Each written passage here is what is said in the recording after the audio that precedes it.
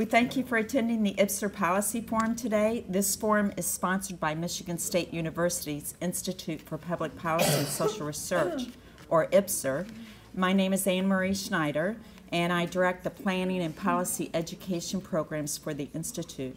The title of the forum today is Living on the Edge, How Michigan Border Cities Are Stepping Up. The focus of the forum is regional, collaborative, economic development. And at the end of the forum, we want you to be more aware of activity going on about the state and the region to create jobs. We hope you'll walk away thinking about what's going on in your community and how you might collaborate with others to strengthen your efforts. While today's conversation is mostly about Michigan's side of the border, we understand clearly the reciprocal economic relationship unique to border cities and, of course, border states and provinces. In fact, they're partners in these efforts, and you'll hear examples of that in presentations today. Both Michigan and Ontario share a very unique role and responsibility for the world's largest fresh water resource. Sometimes I think we hear that so often that we don't really let it sink in. It's the world's largest fresh water resource, over 1,100 miles of shoreline just between Michigan and Ontario. We also share the security and efficient flow of people and product across 6 different border crossings. That's very unique to Michigan. 2 of those crossings are among the busiest trade crossings in the world, and that is so powerful. 2 of our crossings are among the busiest trade crossings in the world. Busy, busy, busy bit. Right? He knows about those trade crossings, quite a bit about it. The fact that Michigan and Ontario host not 1, but 2 of the busiest trade crossings is not always recognized as an enormous asset to this region that it is, and it can be leveraged much more than it is on our economic behalf for both Michigan and Ontario and all of Canada and all of the U.S. There's quite a bit of activity going on to help that along through the Great Lakes International Trade and Transport Hub Initiative. And the people who are here today are a big part of that initiative. We have a panel of economic development experts who certainly realize the region's shared strong points. Many of you will recall that the last forum, IPPSR's last policy forum, presented the Great Lakes International Trade and Transport Hub Initiative, or GLIT initiative. Everyone on this panel is a participant in that. They're working hard to grow the region as a global supply chain hub, develop related economic opportunities, and create jobs. They are finding some success through collaborative efforts.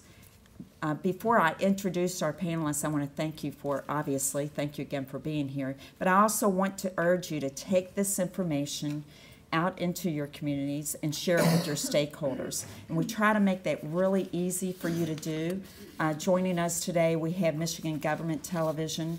They're here taping, and they reach out to over 1 million viewers across the state. And of course, that includes policymakers, community leaders, and voters.